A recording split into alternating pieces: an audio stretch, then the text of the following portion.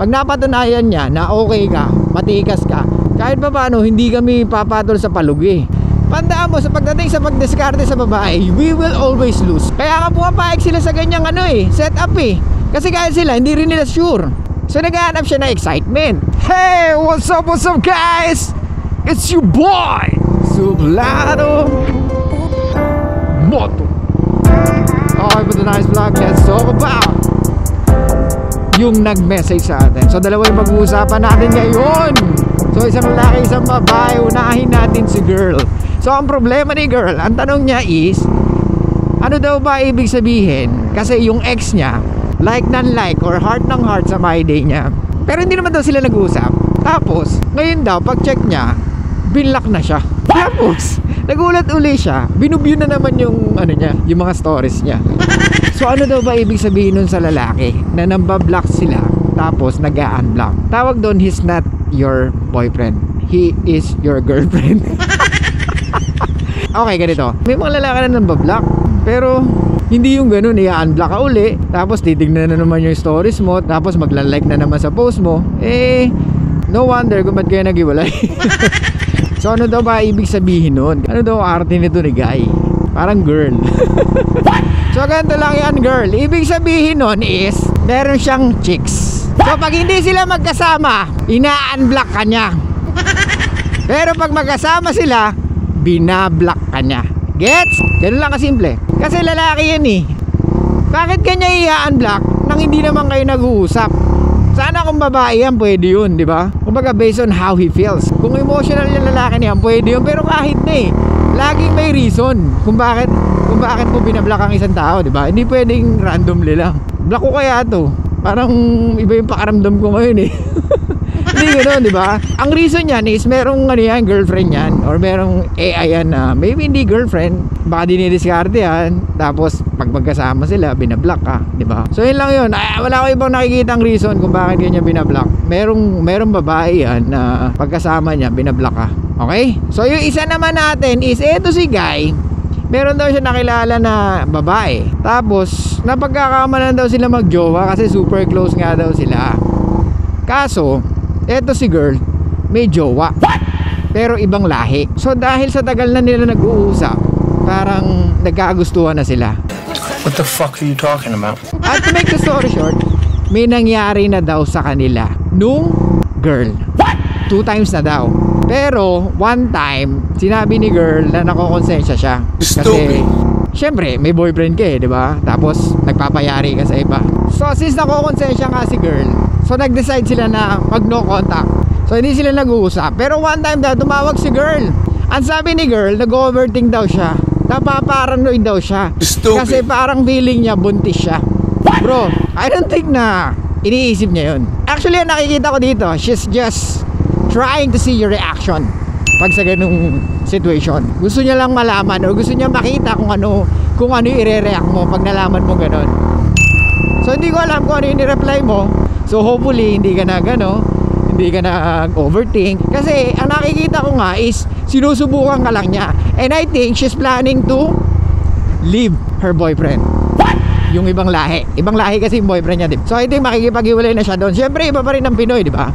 Saka sabi mo nga, may feelings na kayo sa isa't isa. Yun ang sabi mo, di ba? Na talagang gusto niya rin naman ng isa't isa. So yun ang nakikita ko dyan. At tinitingnan niya kung worth it ba na ikaw yung next niya. So natatandaan niyo yung monkey branching? Ganun yan. So pwedeng chine-check niya kung okay lang ba sa'yo, kung mabuntis ako o pananagutan mo ba ako. Yan! Ganyan yan, Brad. Pero kung tatanungin mo ako kung tutuluyan mo yan na maging girlfriend mo, much better na wag na, Brad. Kasi kung nagawa niyo yun sa current boyfriend niya, pwede rin niya magawa sa'yo, di ba? Kasi hindi siya masaya eh. So naghahanap siya ng excitement. So nakita niya yun sa'yo, paano kung na-board naman siya sa'yo? Same na naman mangyayari. Pero kung gusto mo mag-take ng risk, go bro, good luck, man. Pero para sa akin, no. Kung puro fun lang, walang problema, di ba? Very practical eh, di ba? Lalaki tayo, di ba? Alam natin na it's never easy to pull women. Kaya minsan tinatsaga mo yung babae na kahit na katakot-takot na red flag, okay lang sa'yo. Kasi alam mo mahirap mag-pull ng babae, di ba? Hindi ganun kadali. Kaya karamihan sa inyo, talagang ang problema is lack of options. Kaya kayo nagkakaganyan. Kaya kayo parang nababaliw-baliw. Meron nag-message sa atin, ayoko na sanang gawing content. Pero natatawa lang kasi ako kasi ano daw gagawin niya kung pinaghintay siya ng babae ng ilang oras, hindi nagre-reply pero naka-online naman sa Instagram. Parang, so, dapat ba pag naka-online, replyan ka kagad, Brad? Tapos ano daw ang gagawin niya kasi baka sinishit test lang daw siya. Hindi ganun yung Brad. Anyway, sige, may mga babaeng ganun, talaga nagpapahintay or nagpapa-hard to get para makita nila kung gaano kataas yung attraction mo sa kanila, or kung gaano mo sila kagusto, or yung gaano kataas yung interest mo sa kanila. Pero at the end of the day, ikaw pa rin magko-control niyan eh, di ba? Ikaw ang lalaki. Kung hindi siya mag-reply, di okay lang, di ba? It's not the end of the world. Pero ang problema kasi sa ating mga lalaki, gusto nyo kagad mag-reply yung babae, di ba? Gusto nyo kagad may mangyaring alam mo yun, ganun kayo kainip, ganun kayo kanidi.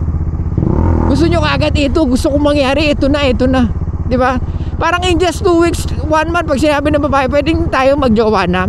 Kakagat kayo eh. 9 out of 10 for sure yung mga lalaki papayag makipagjowa sa babae na kahit in a short period of time, di nila nakilala. Tandaan nyo, mas matagal may labang babae kumpara sa lalaki. Okay?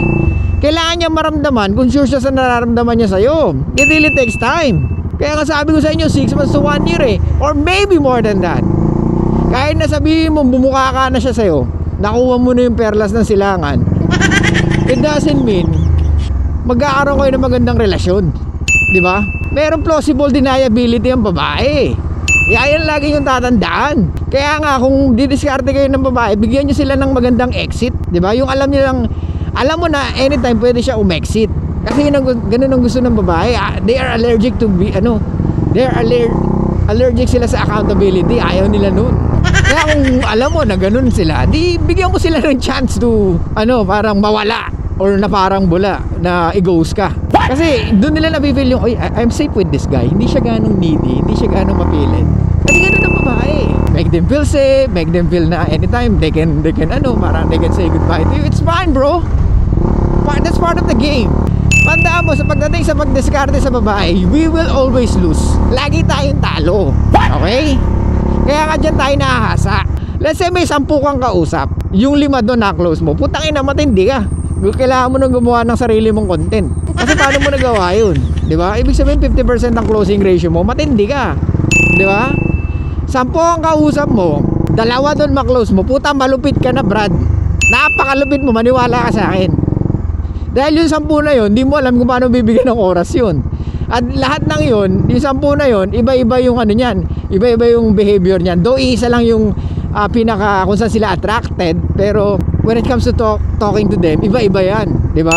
Iba-iba ng humor, iba-iba ng paniniwala when it comes to relationship, when it comes to sex, di ba? Kaya nga kung makaka-close ka ng 2, galing mo na. Tapos yung yung parang sinabi mo lang, okay, kung kaya mo, di ba? Tapos sinabol ka, tapos pumayag na, okay, sige, walang relationship. Kumbaga hindi nyo na pinag-uusapan yun eh, matik na yun eh. Kaya nga ewan ko bakit may mga lalaki na dapat clear yung intention mo, ha? So yung situationship ba, clear ba yun? Yung mga ginagalawan ng babae na relasyon, clear ba yun? Na pumapayag sila na kahit walang label, they open their legs? Clear intention ba yun? Diba hindi? Kasi yun nga yung sinasabi ko sa inyo guys, women have a plausible deniability. Kailangan lagi silang merong way how to exit. Kaya nga pumapayag sila sa ganyang set up eh. Kasi kaya sila, hindi rin nila sure, di ba? Pero nai-enjoy nila yung emotions na kaya mo ibigay. Tayong lalaki may kakayahan to control our emotions. The problem is, ikaw, gusto mo kaagad ng relationship, di ba? Sa mga babae, ganun din. Kumbaga, gusto muna nila relationship. Pucha, wala kang ginagawa, gusto mo relationship. Nasa bahay ka nga lang gusto mo lang ka-message yung lalaki, tapos gusto mo kaagad relationship. Paano mangyayari yun? Kahit kami mga lalaki, kahit nasabihin mong mababa standard namin, meron kaming standard. Hindi man kasing taas nyo, pero meron, di ba? Kahit pa paano, hindi kami papatol sa palugi. So hindi rin kami basta-basta. Okay, kung gusto namin ng relationship. Anyway, so yun na nakikita ko dyan, Brad. Kaya wag ka masyadong emotional.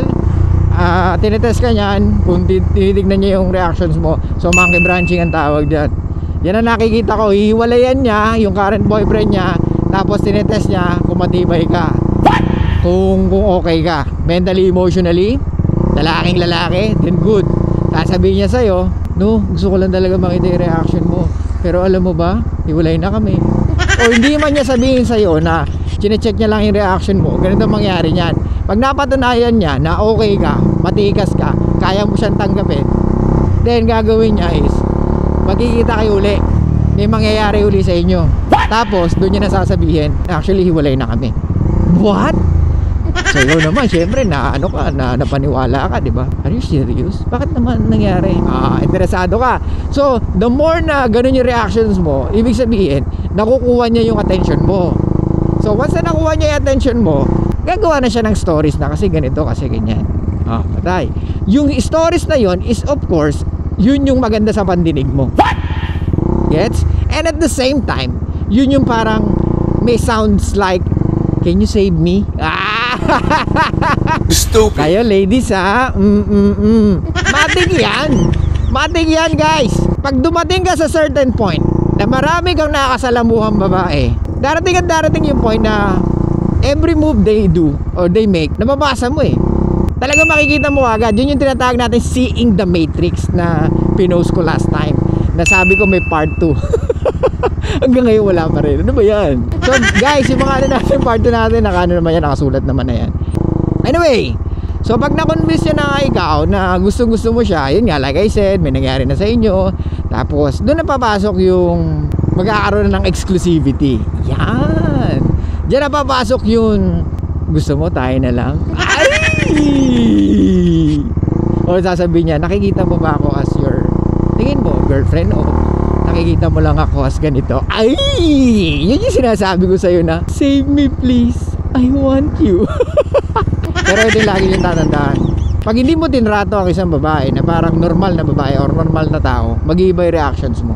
Mag-iiba yung tag dito, yung body language mo. Na kahit very confident ka, parang na ano ka, ma-stutter ka. Kung nakikita mo ang isang babae na mas angat sa'yo or sobrang ganda ka, yun nga, pag gusto mo siyang i-impress, nag-iiba yung ugali natin. Kaya nga guys, kahit na very confident ka, pag yung babae natalo yung confident mo ng ganda nila, yari ka.